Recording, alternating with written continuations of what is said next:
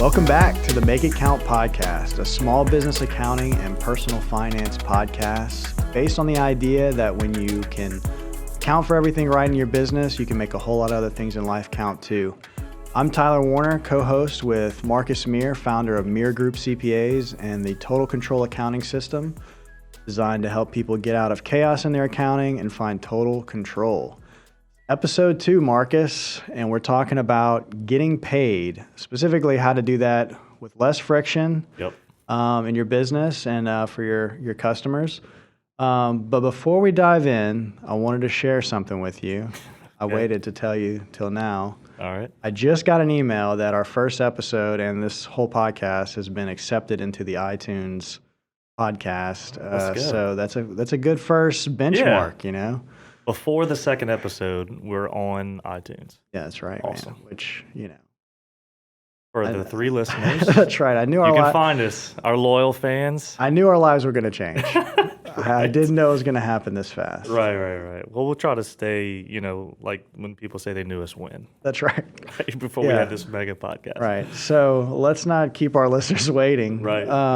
Let's dive into what's changed over the past few years in terms of getting paid as a business and, what's new?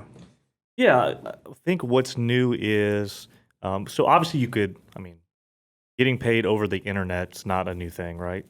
But what's changed, I would say, in the last 5 years is just the ability to do it more simply, to do it from any device. Example I was giving you earlier is always an example I give is somebody who's out in the field, who does a lot of work, kind of service work out in the field. Think about a landscaper, a plumber, electrician, that kind of thing. Maybe even a handyman. The ability to process an invoice from, a mobile device, a phone or an iPad or something like that, and do that really right at point of sale and initiate payment right when the service is rendered, as opposed to going back to their office, submitting an invoice, where you could still get paid on that invoice. I used to use QuickBooks Desktop years ago, and I had Intuit Payment Solutions turned on. So I would send invoices and get paid, but I couldn't do that from my phone or another device. So it's just speeding up the process, allowing you to not have to remember that, to not have to go back and have another action item to get back to the office and do invoicing. So that's the biggest thing I would say is that the ability to handle payments on the fly or get paid on the fly. Yeah, and it seems like the barrier of doing that over the past few years has gotten just increasingly lower. Like I remember when I first started in business, we would help people build websites, e-commerce, and it was like you'd have to go sit in the bank, get a merchant account, right, and then you'd have to sign up with your merchant account through like a third-party payment gateway. Right. It was just a lot of strings and a lot of, and then you had to build out the technology to actually work with the payment gateway. And so you compare that, that was probably maybe 10 years ago. Well, when you built the website for us when we had the clothing business, I remember having to do that. Yeah. I don't remember, there was nothing plug and play about it. No. Yeah. Compare that to today, and that was probably what? We did that in 2011. So we probably got the site with e-commerce probably 2012. Right. It was not that long ago. Right. Compare that to today where you literally, I would say, if you've got a business checking, in probably 30 minutes, you could be Shopify and accepting payments with Stripe. Is that because Stripe, and I'm asking you questions, is that because Stripe is now both the gateway and the processor? I don't know enough to the technical terms, but essentially, I would think that's right. Or they own the downline. Yeah. Essentially, they've got the processor in their suite of products. Yeah, and that was kind of how PayPal was too. PayPal was both, I guess, that term, the gateway and the processor. Right. But back then, it was you had to have a PayPal account to use it. Right. Why people sign up for payment services. Yep. But yeah, so I mean, Stripe and there's tons of other. What are the other options? I mean, obviously, Square is a big player. Square is a big player for most people. Kind of to your point now, when you start a business, I mean, how easy is it to start a Square account with your point of sale? Just think of your coffee shops, small restaurants, kind of your quick service restaurants. I mean, anything, nail salons, barbershops. It's really easy. and it's kind of like, we're going to get into this term that I like to use a lot. It's frictionless. You want to create a payment solution with your customers that takes away any barrier to getting paid. And so what I think these apps do a great job of is that they allow you to get paid without any hiccups, right? And the ones I would think of are, you and I come from an era, we're not that young to where we don't remember or don't see like our parents still doing this, writing checks, like getting the bill in the mail, flipping off the voucher. I'm gonna say all these things kind of like sarcastically, but you'll get my point. Sure. Getting the envelope, addressing the envelope. If it wasn't, if they didn't give you a conveniently self-addressed envelope, writing the check, getting the stamp, all that. Those now, as ridiculous as it sounds, because it doesn't take that long, are all points for somebody to say, I'll do this later. And that's the biggest thing I try to tell my clients is, and in fact, the reason why I've for years accepted credit cards is because you just want to make it super simple for people to pay you and for somebody to not divert. And you sent me an invoice, what, yesterday? Perfect example. Comes from my email, boom, just pay you right then and there. You gave me every opportunity to pay you fast. So I think that's the biggest thing with all the new payment services and then just adopting that mindset of there is a cost to it, and I think we'll get into this, the cost outweighs the alternatives. Yeah, what are the costs? Yeah, I mean, so you're going to have obviously a payment processing fee, and that's, we could probably do a whole episode on the kind of, like I say, ethic, but people's rationale in charging that back to customers. But that's the biggest thing, right? Roughly 3% is what a credit card processor is going to charge you to accept payments for you, right? And so that's a hurdle a lot of businesses just can't get over. Hence the reason you're seeing kind of this pushback. I know I've been to restaurants where it's like they'll ask you on the front end, how are you paying? And if it's with a credit card, you're going to see that fee where they're charging it back to you. So there's some kind of, I think the industry right now and people are trying to figure this out because it's undeniable where things are going or where they are. I mean, nobody carries cash. And in fact, if you start looking at what's happening with crypto, it even makes the point even bigger that are we even going to be using debit cards in the future? And credit cards, that's a whole nother discussion. But the point is, so everybody's trying to figure this out. It's like, okay, if everybody's paying me with credit card and it's costing me 3%, what do I do with that? And I can make a lot of arguments where in a service-based business, you're glad to pay it for the service they're rendering to you because of all the things you can eliminate. Yeah. I know just even ACH payments seem to be on the rise. Like I know when I first started, it was, we'd get checks and stuff, but I would say even clients where I'm not like working with that routinely, they have some process in place of where you get signed up with ACH and it's like, and that eliminates the credit card fees. Yeah, that's a great solution.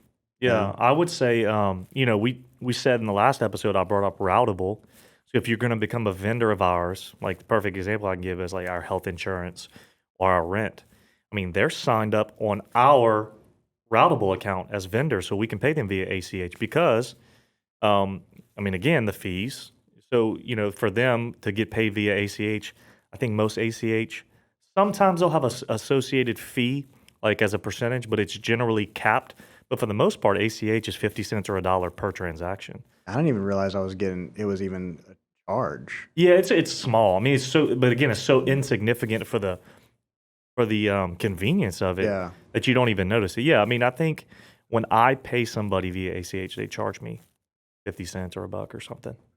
Or receive it. I get it. I get it. It seems a distinction, though. I mean, to your point earlier, if you're interfacing with like consumers, like B2C versus B2B, right. I mean, the convenience of it now, lower barrier entry, almost makes it a no-brainer. Right. But specifically when it comes to terms of accounting, because we talked about this a little bit, how like there's Venmo and Cash App and PayPal, and even like Chase has Zelle, where like swapping money is very easy. Those don't even have transaction fees, like Cash App, I don't think, or Venmo or Zelle, But how's that different than just like, okay, I can accept payment, but what's the difference between other alternatives in terms of accounting?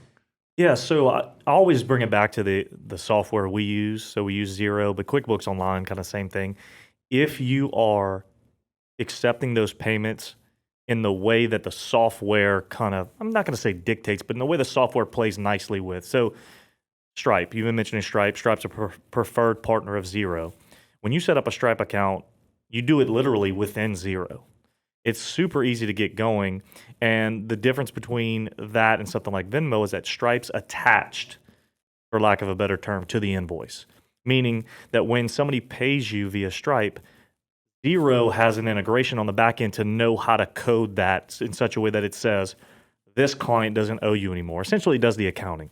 It also can then allocate the fees properly. And so that is what you're missing in terms of the automation process. So that if I would boil it down, it's the automation process in terms of the accounting. If you send somebody an invoice and they pay with Venmo, you still have to go and reconcile that transaction, that payment coming in to that invoice, which is not a big deal, but it is something. And so if you're asking me what the difference is the automation of the accounting on the back end when you use somebody like Stripe, who is Xero's preferred method for payments. And I don't know who QuickBooks Online uses, but I would imagine there's a suite of them. Sure, yeah, and I'm already feeling those benefits too, because I used to have to go and separate the credit card transactions as like a separate, right? Or like, well, not the transactions, but the credit card fees as like a different, in a different chart of accounts. Or I mean, how about when you bill somebody $1,000 and you get a $970 deposit? I mean, I know from dealing with clients' books, I mean, it's like all these small outstanding invoices that really aren't owed. It's because they didn't have the integration set up properly, or they didn't know. But now, literally in the Stripe setup for Xero, there's a question: how do you want to account for the fee? And you tell it, put it, in our case, bank and merchant fees account on the P&L. Well, now when that fee comes in, it knows, in this example, take $1,000, say that invoice is paid, take $30, put it to bank fees, and put the difference to cash. So it does all the accounting behind the scenes for you, just makes it super easy. Yeah. Yeah, that can get confusing if you don't have that. Well, yeah, I mean, most people aren't accountants. They don't, and I get it. I mean, we're trying so hard. but you want to be. We want nothing more. No, I get it. Yeah. I wake up every day so thankful. That's right. That's right. Right. All right, so let's talk about, we talked a little bit about the tech overhead, how much that's changed. Yep. And I do think that's important to know because, that's probably one of the biggest hesitations people may have. I would say we kind of nailed the tech overhead and then obviously the fees. Yep. What's your philosophy of like getting over those hurdles? I mean, you talk about frictionless payment and you mentioned your kind of thoughts are like it's worth it, or at least you nudge that way. Well, explain that a little bit more. The way I would describe it is you're always, I mean, I don't care what business you're in, you're doing cost benefit.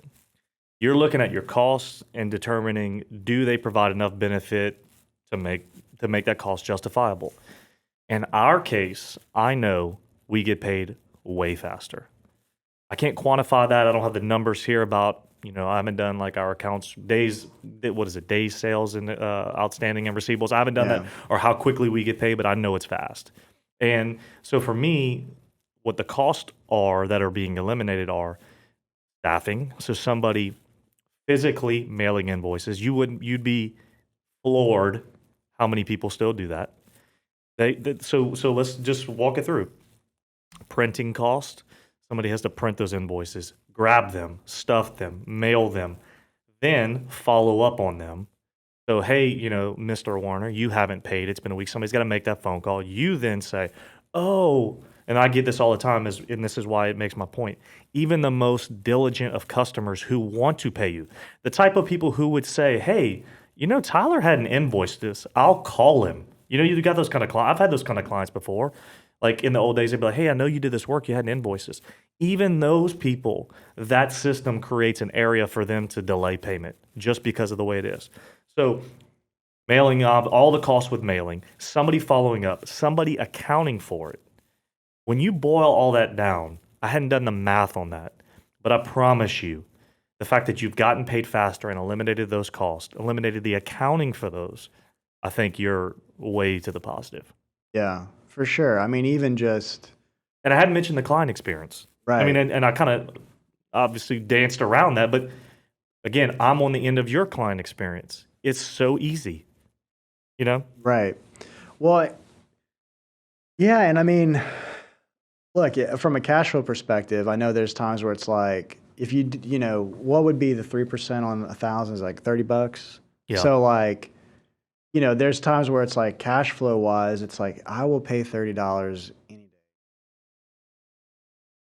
right. So if you knew that it was going to be like a week early Yeah, compared to like net 30 or, right. you know, Yeah. so Well, definitely, I've definitely felt that experience of getting paid faster. And then you mentioned too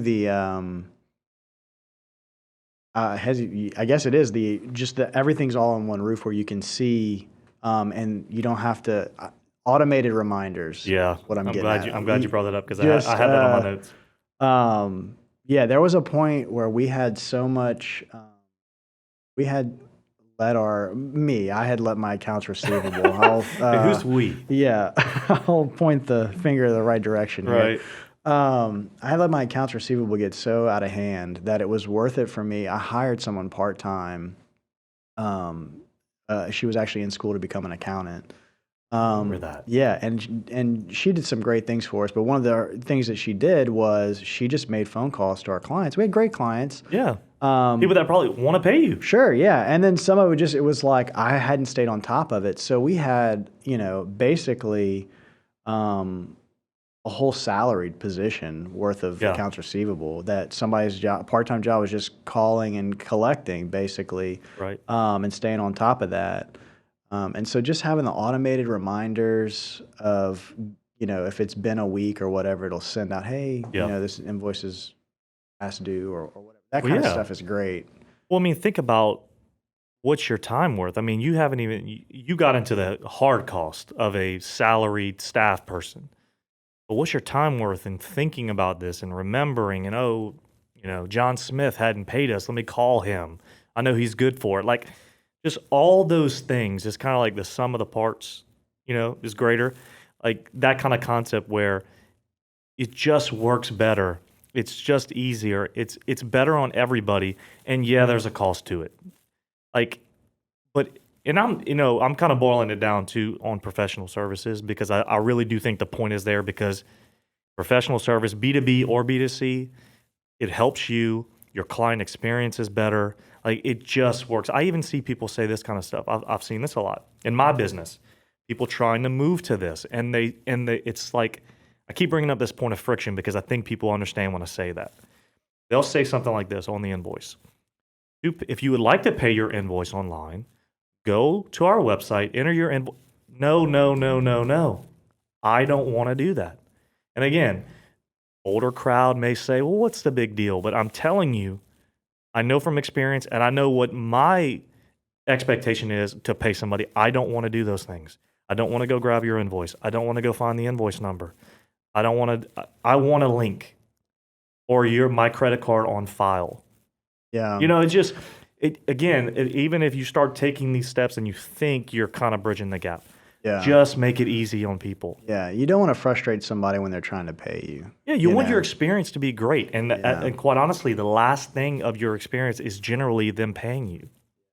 It's funny. I remember growing up, my grandpa, he was really like kind of the only entrepreneur in our family. He ran a mechanic shop and had a bunch of rent houses. It was just really kind of like entrepreneurial in that Yeah. sense. And I was with him at Walmart, and he was frustrated. We were waiting in line, and it was like ridiculous, you know, because they had like at the time it wasn't self checkout or Yeah. whatever, and it's like 20 lanes, and there's like two. We're like 20 people deep.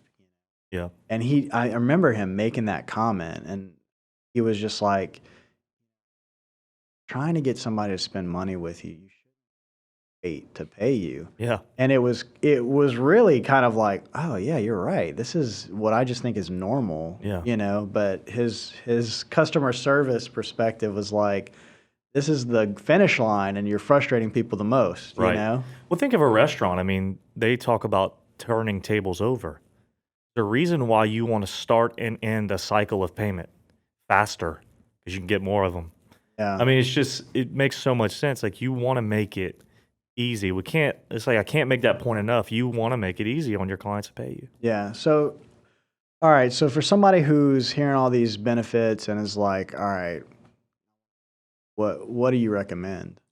Yeah, I mean, again, we talked about it last week, kind of made the jump where we started off this podcast talking about cloud accounting. I think that's a must. I think you get Xero, QuickBooks Online, that's your starting point. Once you get there, it's really easy, and I know I can only speak from the Xero experience, but they make it really easy to set up Stripe.